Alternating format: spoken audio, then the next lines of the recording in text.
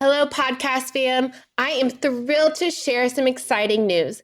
My book, Sow, Grow, Lead, is officially live on Amazon.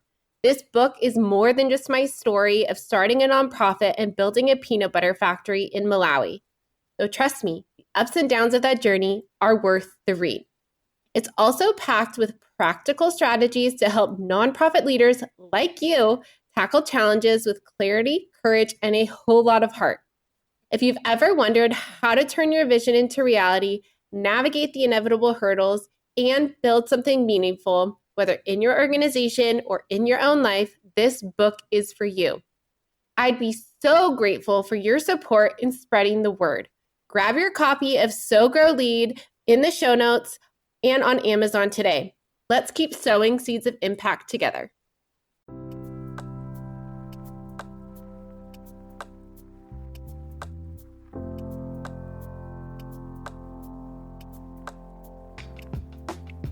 Welcome to the Lead with Heart podcast, which is dedicated to nonprofit leaders who are passionate about making a difference.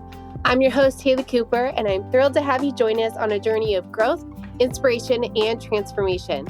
At Lead with Heart, we believe that leading with heart means embracing empathy, compassion, and authenticity in every aspect of our work. It's about putting people first, fostering genuine connections, and creating a positive impact that goes beyond numbers and metrics. In the nonprofit world, it can often feel like we're carrying the weight of the world on our shoulders. The challenges are immense, and the road can be lonely. But here, you're not alone. This podcast is a community where we support each other, share our stories, and learn together. Each episode will dive into personal and professional development topics tailored specifically for nonprofit leaders. From innovative fundraising strategies and effective team management to self-care practices and leadership insights, we're here to provide you with practical strategies that you can apply to your life and work. My goal is to empower you, elevate your leadership, and engage your heart in all that you do. I want to help you navigate the unique challenges of the nonprofit sector with confidence and resilience, so you can continue to create meaningful change in the world. So whether you're driving to a meeting, taking a break, or winding down for the day, tune in and join us on this journey. Together, we'll discover what it truly means to lead with heart. Thank you for being here. Let's dive in. Hello, everyone. Welcome back to the Lead with Heart podcast. Today, I am thrilled to introduce a truly inspiring guest, Brandon Peacock. Brandon is the founder of Hit the Ground Running, a charity that provides invaluable support to trauma survivors. After surviving a life-altering drive-by shooting in 2020, Brandon embarked on an extraordinary journey of resilience and recovery. His experience has fueled his mission to help others rebuild their lives. In addition to his work with the charity, Brandon is a Lululemon brand ambassador, social media consultant, and marathon runner. He's here to share his insights on building resilience, the power of community support, and innovative approaches to philanthropy and fundraising through social channels. Well, welcome to the podcast, Brandon. Thank you so much for being here. No, thank you for having me, Haley. I'm excited to chat. Can you share a little bit more about your journey to founding Hit the Ground Running and what really motivated you to turn such a traumatic experience into a force for positive change? Yeah, obviously you talked about it a little bit in the intro there. So I was shot 3 times in a drive-by shooting in June 2020. So at the middle of the COVID pandemic. What ended up happening was in Canada, everything was locked down in June 2020. And for a 1-week window, they opened up barbershops and the essentials so people could go and kind of take care of themselves, right?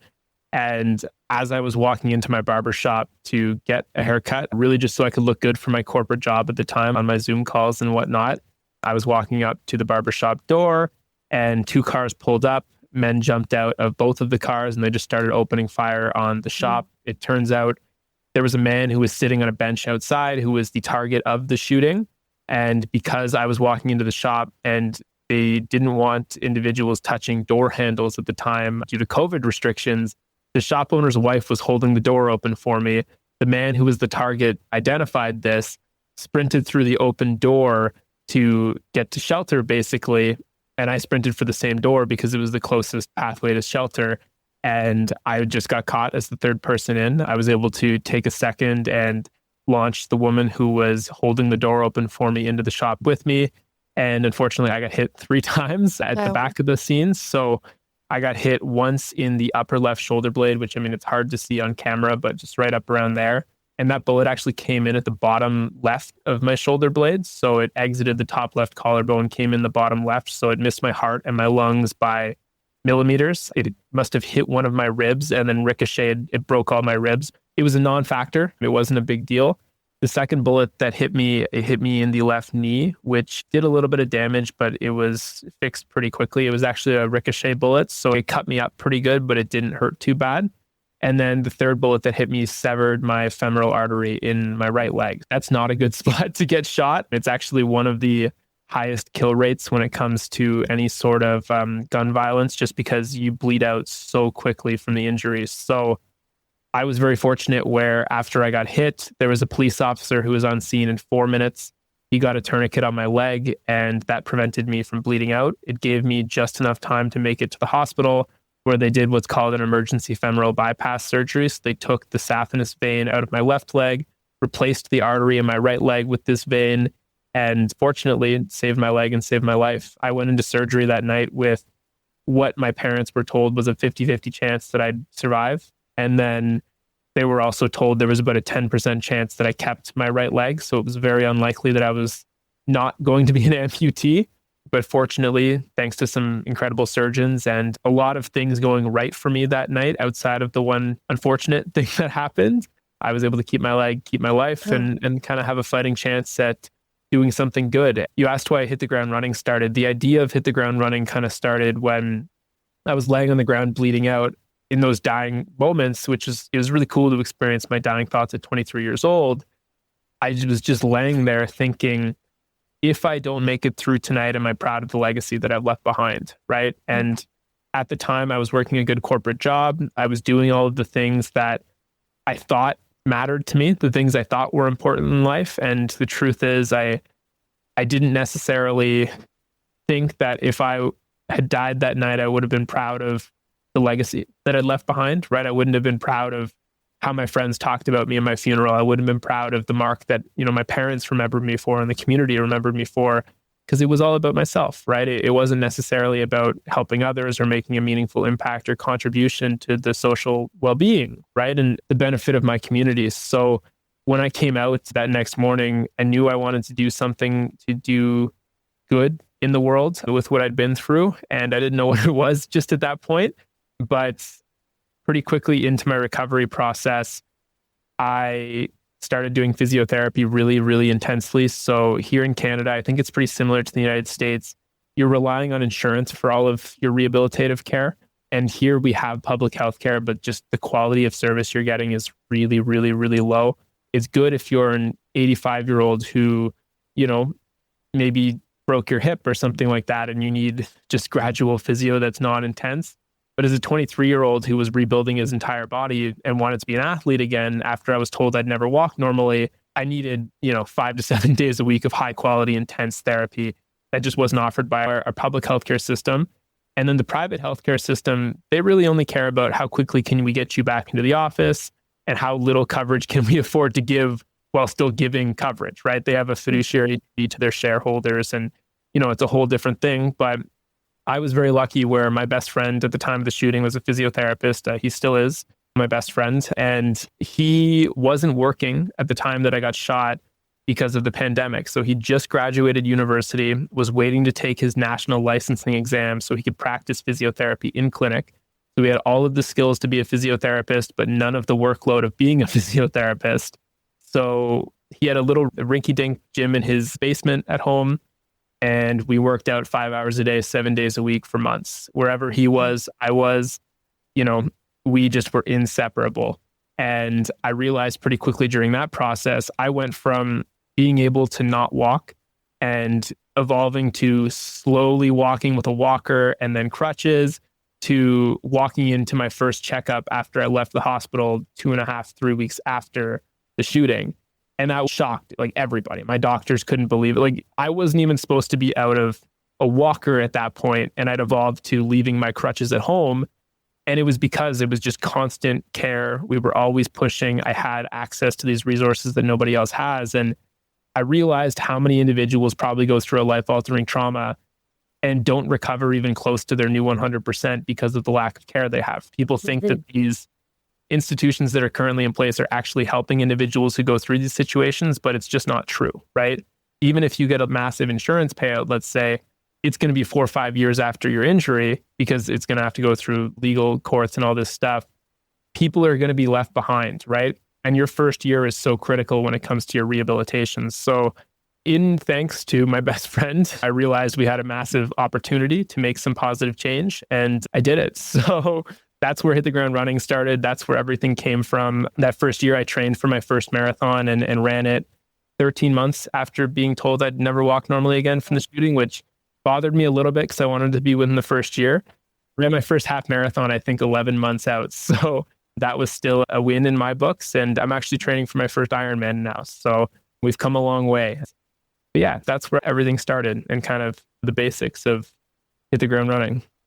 Well, thank you so much for sharing with me and our audience. You are so strong and courageous, and your story is just inspiring. I know that it was a long journey, but the fact that you even ran a marathon and now you're planning for an Ironman is just, for any normal person, is a huge feat. But let alone someone who has recovered from 3 bullet shots, like that is simply amazing. And the fact that you're using this recovery experience and your experience of the lack of access to care to help other people who have been through the situation is truly admirable. And I would love to know, what is Hit the Ground Running, and what are some of the specific frameworks that you utilize to help other people who have been through experiences like yours? So the main part of what we do at Hit the Ground Running at this moment is we fundraise to cover the cost of physiotherapy and psychotherapy for the trauma survivors we represent. So initially we started almost just by chance because of my story, working with predominantly gunshot survivors, innocent gunshot survivors, I should specify. And the goal there was to help these people have access to the resources that I had, of course, right? So the physiotherapy is probably the thing that we focus on the most, because I think with the physical rehabilitation comes opportunity to thrive post-traumatic event, right? Once your body starts to heal, the rest of your body will start to heal with it. Not to say it's not important to take care of the mind. I think you really need to focus on the two for your optimal recovery. But what we do on top of the physiotherapy and the psychotherapy now is we're building out a mentorship program. What we do is, with this mentorship program that we're building out, thanks to the social media success that we've had, we've brought in a lot of individuals with these unique backgrounds, right? So a lot of spinal cord injury survivors, individuals who've been through these life-altering traumas, and we're working on connecting these people who are 3, 4, 5, 6, 10, 20 years out from their life-altering situation with individuals who have similar injuries that have recently happened or similar traumas that have recently happened, to give them some sort of mentorship that they can relate to, learn from, to try and find that new 100%, in their new life, if that makes sense. So the 3 things that are most important to me are the physiotherapy of the individuals, the psychotherapy, and like the actual, I guess, clinical support for these individuals in finding their post-traumatic growth. And then the mentorship, which is more through volunteers and individuals who are looking for, the opportunity to pass forward the lessons that they've learned in their own unique recovery processes to other individuals.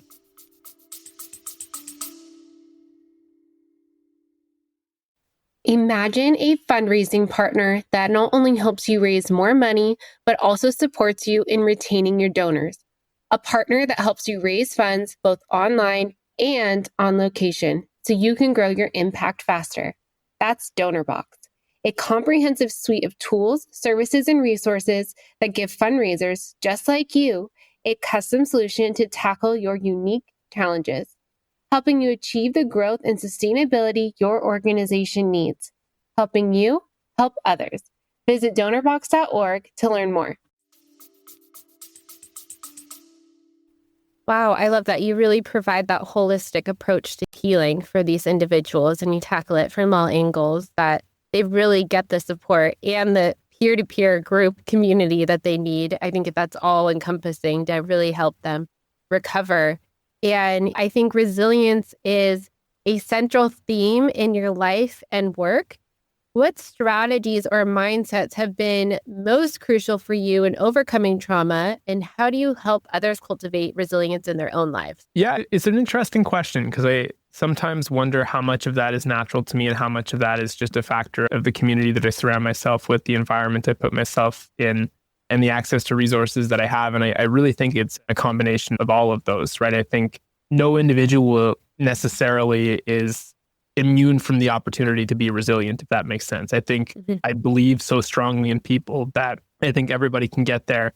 For me, the biggest thing was taking on personal accountability. And maybe that's something that my parents put into me at a very young age. But after I'd been shot, everybody was asking about the shooters and they wanted to know who they were, what happened. Like they wanted the book thrown at them. They spent all this time vilifying those individuals where I forgot about them the day after I got shot. You know, if I died the night that I was shot, it would have been their fault. But the second I had the opportunity to recover and bounce back, that was on me. You know, I wasn't going to let them take my life from me at 23 years old without killing me, right? And the reason I was able to become so resilient and remain so resilient is I found a way to find purpose in my individual struggle. And I found a way to be accountable to myself and not be a victim of circumstance, but a champion of the circumstance, right? I knew that because of what I'd been through, it was an opportunity for me to connect with an entirely new group of people who I probably never otherwise would have connected with before. I knew it was an opportunity for me to create credibility in my own individual circumstance and make meaningful, positive change. And, you know, remaining resilient, it was made certainly easier by having an incredible support system and community around me. It was made easier by having access to physiotherapy and psychotherapy and these resources that I could show up to and push myself forward. But really, at the end of the day, I think the easiest way to remain resilient is just to see the positive in everything that you're going through. And instead of looking at reasons as to why your life is harder because of the individual circumstance that has knocked you down a peg, look at the reasons why your life is actually better, why you can bounce back 2 steps higher with the lessons that you've learned and the individual suffering that you've had to endure that makes you stronger. I don't know if that makes sense, but accountability and trying not to be a victim of circumstance, but more of a champion of, you know, the individual trauma. Yeah, I love that. And you talked about how community support has really played a vital role in your journey. And how does Hit the Ground Running, aside from mentorship, foster a sense of community for the survivors that you work with? It's an interesting question. The best way that we do it, honestly, is we have group calls once a week. I know that it ties into the mentorship program and the work that we do, but we have group calls and we're very strict with who we bring into the group at this moment. And the reason we do that is we really focus on bringing in individuals who are positive and are not, you know, we're a support group who learns from one another, who pushes each other forward, who hold each other accountable. When I look at the community that we're building right now, we've created this network of individuals who are driven for more amidst their individual circumstances, right? And where we've kind of gone with this group is it's predominantly spinal cord injury focused right now, which is really just something that's happened kind of by accident. I've ended up working with a lot more spinal cord injury survivors because they have, I'd argue, the least access to necessary resources to recovery. And what we've done is we've created this group where we have people who are 6 months out, 2 years out, 5 years out, 10 years out, who have gone through these different evolutions along their recovery journey and learned these new things. They know about technologies that you can access that others don't know about. They know about workouts in the gym that work better than others. They work about, you know, different coping mechanisms for relationships and all of these different things. And we've created this group that's just extremely open with one another. And we rely on each other's individual experiences to learn and grow. But also we use it as an opportunity to hold each other accountable to that growth, right? If one of us doesn't show up to the gym, let's say for the week, and we're not pushing as hard as we can in recovery, we have a group now that you're accountable to. And it's a lot harder to let other people that you're pursuing a greater goal down than it is to let yourself down. It makes sense. So yeah, it all comes back to that same idea of just personal accountability and, you know, group identity, I think, in the pursuit of something more important than just ourselves. So that's really what we're about here, is creating an opportunity for everyone in that community to have a place to be heard and to talk about the things that are important to them and, grow together, but also a place where we do push each other because we believe in one another. And sometimes, you need that person who believes in you to kind of help you show up every day. I agree with that and unlock that potential within you that's already there. And just having that support and accountability is important as well. And when we were talking offline, obviously you're a charity. I know you're based in Canada, so I don't know if that's different than the US, but I also know you have a US 501c3. We were talking off that you are a social media strategist and you have used some innovative approaches to fundraising for Hit the Ground Running and obviously in your own work. Can you talk a little bit more, as obviously you have to raise funds for your charity organization? What innovative approaches have you implemented at Hit the Ground Running to raise awareness and funds? Yeah, it's funny because innovative is almost a weird word to use. We just don't overcomplicate it, I think, is the biggest thing, right? When it comes to not-for-profit social strategy, and I've seen this from organizations I've worked with and consulted with before, everyone is so focused about having, the best lighting, the highest quality audio, the most just intense, well-scripted production that will absolutely knock everybody's socks off, and then their videos flop, right? Or they do the opposite, where they create these niche videos that are really celebrated within their internal community, but they don't appeal to the external audience. And that's really where you should be trying to focus your attention for growth, right? So the way that I've found the most success, honestly, is just authentic and raw storytelling. We talk about the individuals that we support. We talk about how donor participation directly helps fund them and directly helps their recovery. And we share these individual stories in a way that at the beginning, we'll use a hook that is usually pretty intense. An example would be one of the kids I'm working with now, Isaiah. We've generated well over 10 million views for his campaign now. And one of the hooks we'll use is, Isaiah was shot 8 times and paralyzed or something like that. And the hook is so intense. But as the video starts to progress, we'll talk about the story. And then we'll talk about how he's a father of 3 who's just fighting to walk again and how he needs these resources. And then at the end, we'll circle back to creating some hope, right? It'll be, this is how we can help him. And in the end of that story, it's like, here's why we should help him. He is just a victim of this circumstance who desires so much to have the opportunity to keep fighting. You can give him this, right? And it's not overcomplicated. It's not shot on a $20,000 marketing budget for TV commercial or anything like that. It's literally just videos of him in the hospital and him with his family and these little things. And the copyright is good and concise, obviously. But the simplest way to break it down is intense hook, story that explains the situation, and then create hope. Make your audience feel like they are empowered to make a difference directly into your individual campaign and the work that you're doing.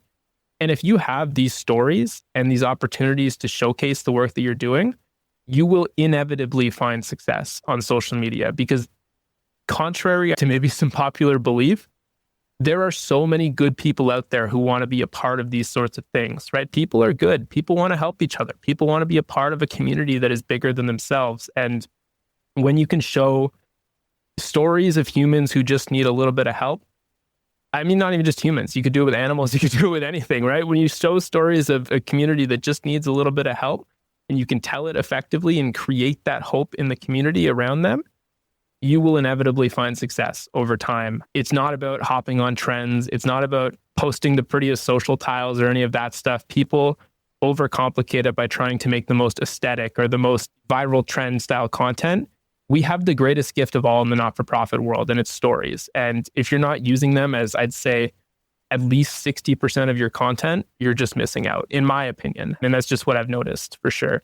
The other thing I'll say that I do think is important, and it's a little bit challenging in the not-for-profit space sometimes, is we're so hyper conscious of saying or doing the wrong thing at any given point. So much of the content that you see put out there is like crafted by a PR team to hit key messages and hit your brand goals and all of these things. And I think sometimes that actually takes away from your ability to organically connect with the audience, who are just authentic human beings. And they just want to hear authentic human stories of resilience and, support. And they want to feel like they are making a difference, not that they are just supporting another massive organization, if that makes sense. And that's one thing I've noticed as well that's really helped us. Because the first question I always get asked from the charities I work with is, how can we put our brand on this? And the truth is, the best way to put your brand on it is to create such good content that everybody comes to your profile.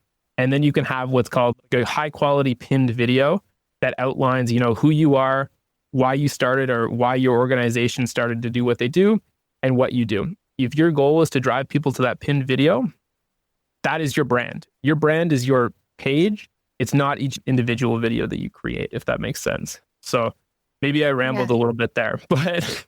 No, I love it. And obviously storytelling and video are powerful tools. Yeah, and I think a lot of nonprofits, maybe just the ones that I've worked with, struggle to get their target audience or their audience to a landing page or to that donation page. And so obviously you're telling the good story, you've built your brand. Is social media a place where you just build awareness, or is there a way where you can also connect them to take action on behalf of your organization? Yeah, call to action, call to action, call to action. And this is what I really learned over the course of my journey is when I first started creating content, I actually felt bad telling people to go check out my profile. And if they want to support this campaign, go wherever. I felt bad directing people because I thought it was disingenuous. But when I started on social media, I'd say the first 10 million views that I garnered on my TikTok account, we generated maybe $500 in fundraising, which is just a really, really, really low level of conversion for 5 million views, right? But in those videos, there was no, check out the link in my profile if you want to support this campaign.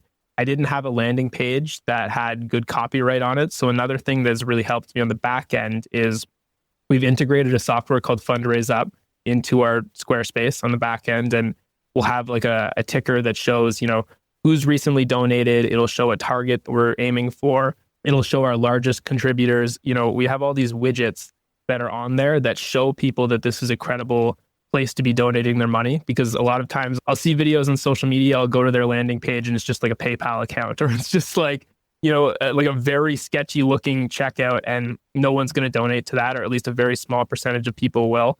But if you have a good landing page that tells the patient's story that you're trying to get people to support in a concise way, showing more pictures, and you have all these integrated widgets like goal meters, all of that stuff, it's going to make people more likely to donate. But in the videos themselves, it's all about a good, strong call to action, right? So one of the things I've done on some of my most successful videos is I've created an opportunity for people who are viewing the content to be a part of the mission, even if they can't support financially. So one of the things in my most successful videos that I said was, if we can get this video to 1 million views, we can, based on, the conversion or whatever, we could most likely find enough people to cover this man's recovery costs for the next year, right? And then I'll say, if you want to help and you don't have the financial means to, you can just consider sharing this video or doing whatever.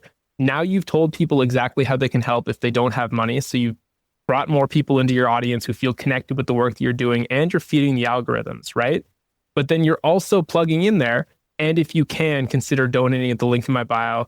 If we have 2,000 people donate $20, we can cover as recovery costs for the next year, right? Now you've quantified it. You've set a actual goal that individuals feel like they can be a part of, and it drives the mission a lot further, right? So all that to say, the people who are consuming your content on social media, they're, especially if you're getting into the For You page, they're just scrolling mindlessly, right? You have to tell them what to do if you want to get them to where you want them to be, right? You can't just assume that they're going to get there because they're guessing, because they're not thinking, they're not actively engaged, right? But if you say, if you want to help this man walk again, go to the link in my bio, people will go there, right? And it's a little bit cheesy. Some people don't like it, but for perspective, we've had videos that have fundraised, $30,000, and we've had videos that have fundraised $500 with the same amount of views, right? And almost the exact same copy, just missing that call to action and strong link in bio landing page. So it makes a really, really big difference. What are some other key aspects that nonprofits should be aware of as they're using social media to really create that consistency of brand across all platforms? Because again, it has to, from my own experience, and you correct me if I'm wrong, if someone goes to my social media and they see my year-end campaign, let's say, and then they go to the landing page, it has to reiterate the same message, or they have to see the same message a few times before they take action. So can you talk a little bit more about how nonprofits can create that consistency of message and brand across all platforms so that they are reiterated with that message and remember why they are clicking donate? Yeah, so it's tough. And I have two takes on this, and one of them is maybe a little bit more controversial and it could be disputed for sure, but it's just my personal take is I think that one of the areas that not-for-profits struggle with the most is we love the work that we do so much that we look at it from an intrinsic lens instead of an external lens. And when we're overly focused on our key messages, for example, or the one that sometimes get me the most is when we're so hyper-focused on this stuff, we forget that most people who are just seeing our content for the first time, that's not going to be the thing that connects with them, right? I worked at a company, a not-for-profit called Canadian Blood Services previous to taking the leap and doing what I'm doing full-time now. And to be media trained, you had to do their key messages. Every interview, it was about how many key messages you could put in there. And what that did is it took away from the authenticity of the message that you were putting out there, right? So instead of talking about why your cause is so important and sharing the stories and the mission behind what you're doing and like authentically just connecting with people and talking to people, we were so focused on getting our key messages heard that we sounded like robots. You know, we sounded like we were trying to pitch people on the goodness of humanity when you're not even sounding human, right? And I think that having good, strong messaging is important. I think it's important to keep hammering. If you're doing a patient campaign to fundraise for, let's say, Isaiah to get stem cell therapy, which is something we're doing right now, keep saying it and making it important. But make those messages concise, easy to follow, and not overcomplicated. Because from the inside, you know, we already love our organization and we're very convinced of the work that we're doing. But from the outside, you need to make the barrier to entry as simple and non-complicated as you possibly can, if that makes sense, and human, right? And relatable. Yeah. That's what's going to bring other people in. The second point I was going to make is when it comes to different platforms, all of these platforms are different, right? And the way that you create content is actually really different. My expertise is more TikTok and Instagram. And I'll say TikTok is an exceptional awareness platform. It's not as good of a fundraising platform. Instagram is an exceptional fundraising platform because the viewers are more engaged. So when you're scrolling on TikTok, just for like a more technical breakdown, TikTok content is geared to keep you watching videos nonstop. That's all they really care about, right? They don't want you going to creator profiles because it makes you more likely to log off the app. Whereas Instagram is more of a community platform, if that makes sense to you. Whereas TikTok is more of a consumption and education platform. So when you're scrolling TikTok, what you'll see a lot of successful creators do is they'll have like these rant style content pieces on TikTok. I don't know if you've watched the two platforms, but you'll have creators who talk for 2 minutes on a random topic that's kind of relatable to people, and they'll talk about it with high energy and passion and all of this stuff. And Instagram, you could have the same exact idea, but to be successful with it, you need to make it more creative, right? It needs to have a little bit more, let's say, B-roll or like an artistic side, a little bit more aesthetic side to the content stream. And the reason for that is, like I said, TikTok is a blind scrolling consumption platform, whereas Instagram is a little bit more of a polished, community platform. The best way, to look at it is Instagram is an aspirational content platform. You watch people who you kind of want to be like, right? Whereas on TikTok, you consume content in an education form. You're just learning, you're consuming.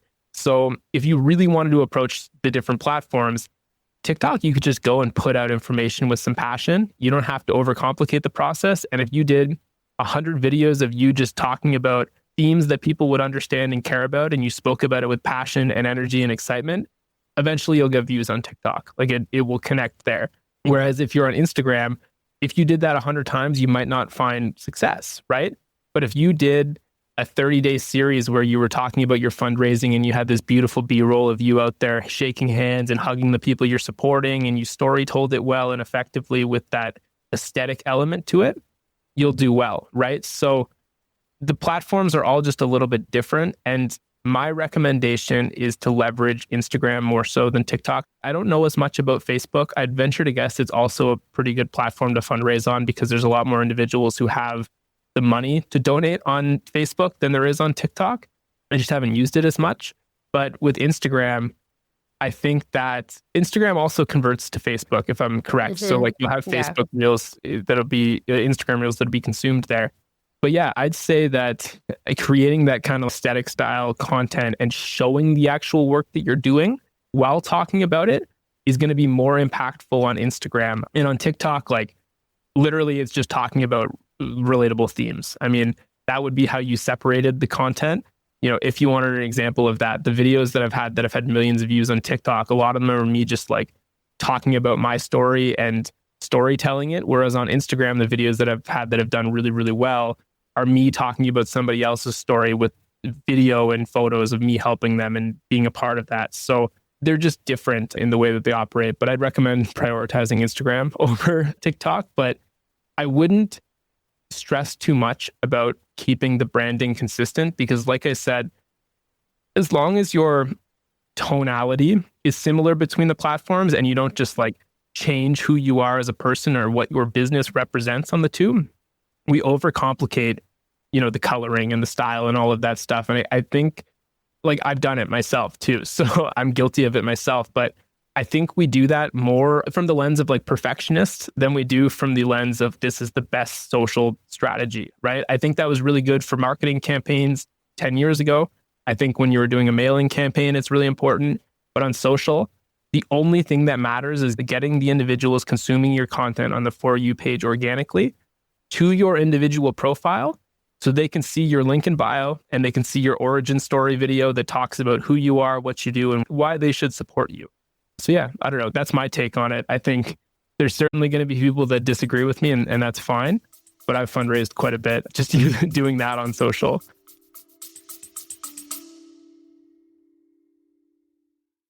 Hey there, podcast family. If you're like me and deeply committed to improving your leadership skills and fostering better connections with your team, I've got something truly amazing to share with you.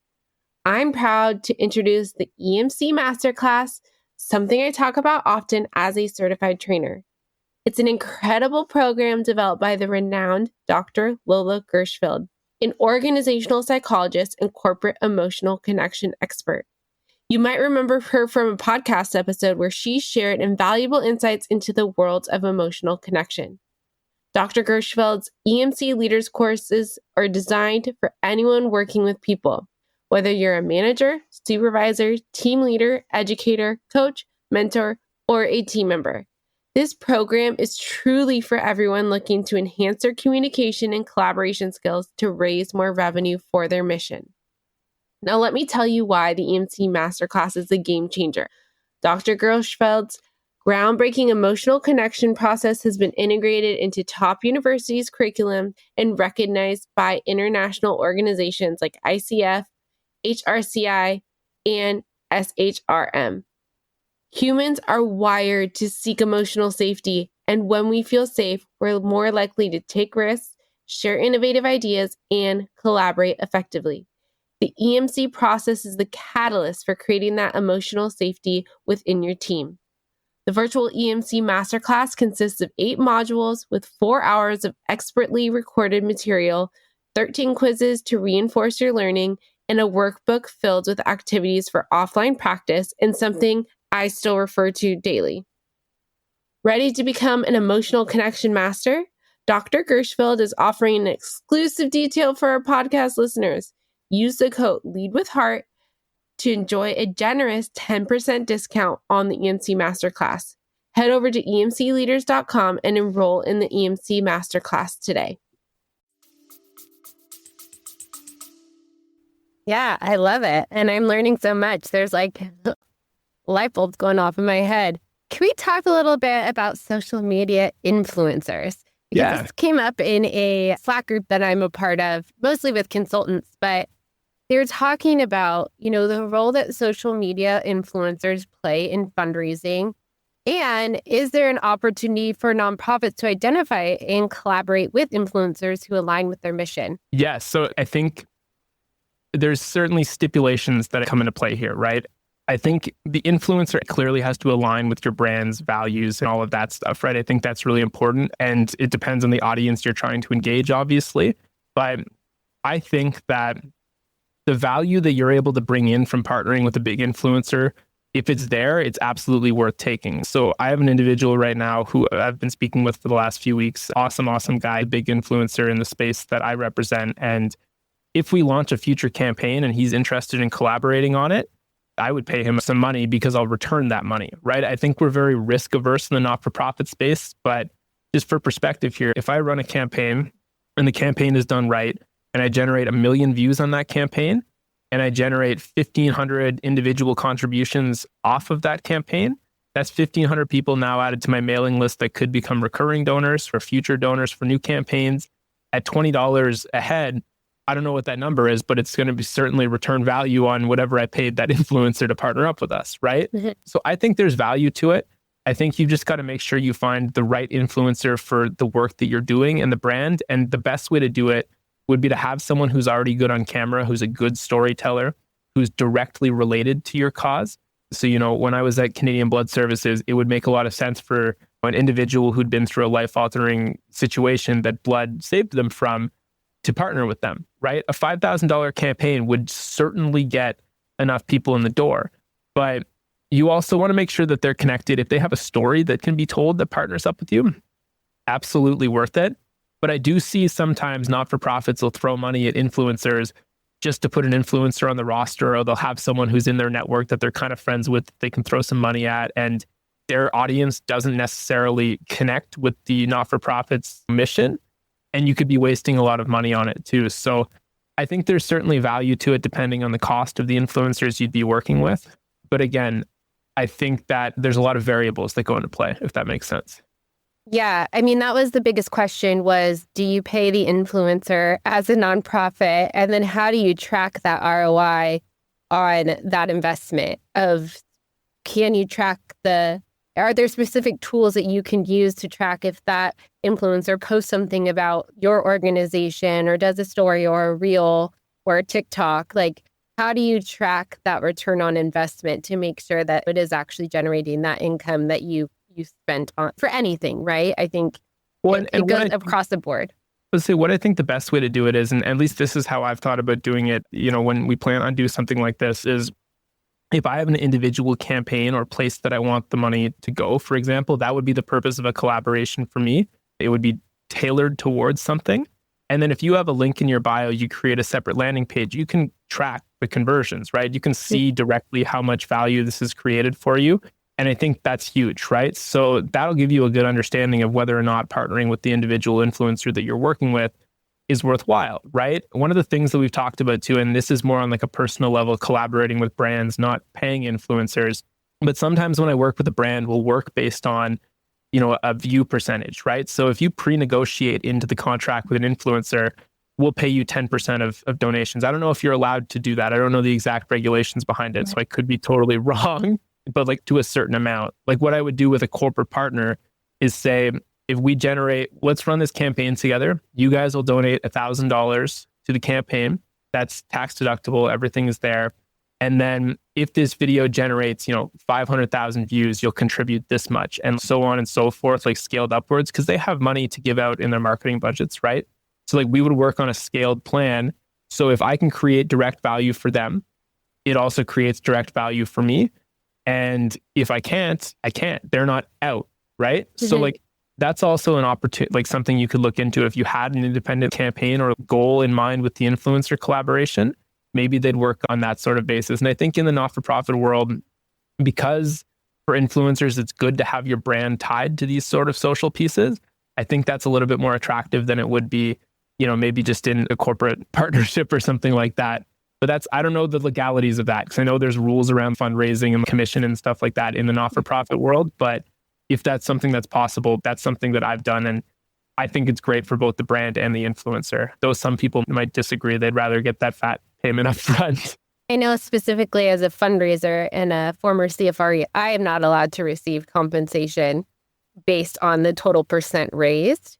But I don't know how that goes to external vendors or contractors. I'd have to look up. And I think it probably is with each state as well. I know the legalities. That'd be something interesting to look up in terms of how you would navigate those contracts with an influencer. I'm going to look into that and report back to our audience.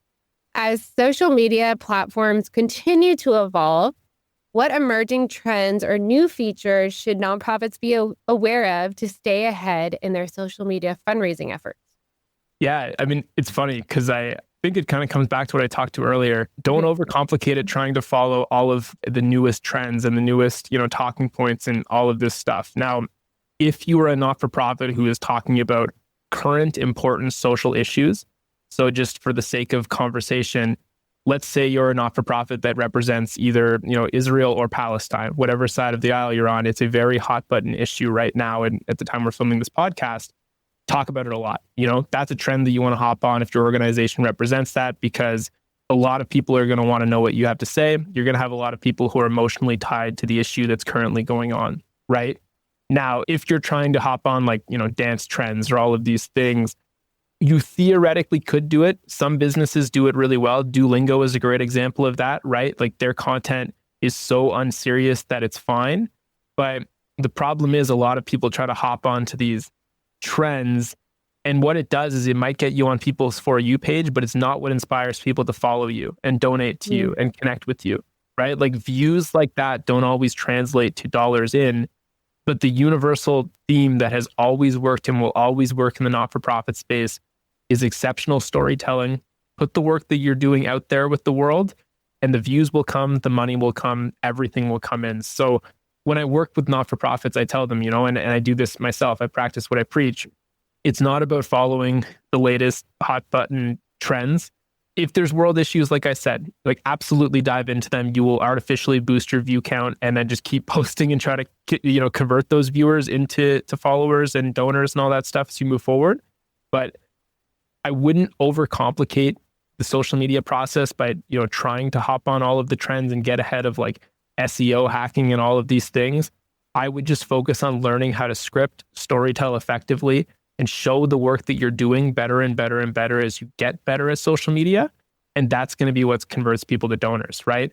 I think sometimes, it depends what your goal is, but sometimes mix up is views don't always translate to dollars in, right? So there's a case study, and one of the individuals I follow, there was a woman who had 7,000 followers on social media, but runs a full, 7-figure business off of her 7,000 followers. Whereas there's people I know, I've got 110,000 followers on TikTok and I don't make $1 off TikTok. You know what I mean? So those views and that number, they don't matter to you unless you have a place to send them, right? And so I wouldn't focus solely on just blowing up your channels.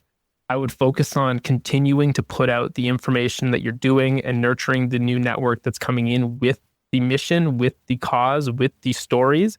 Show where money is going and how impact is being made by the work that you do, and prioritize that always. In a perfect world, if you can have one story every month for a full calendar year and you told it, let's say 6 times to 8 times over that month, let's say your videos start doing well, they're going to be pushed out to the For You page. You're actually going to be bringing in 50% new viewers on each video. So you're not actually repeating the information too much to the same audience you have, if that makes sense. That's the best way to do it.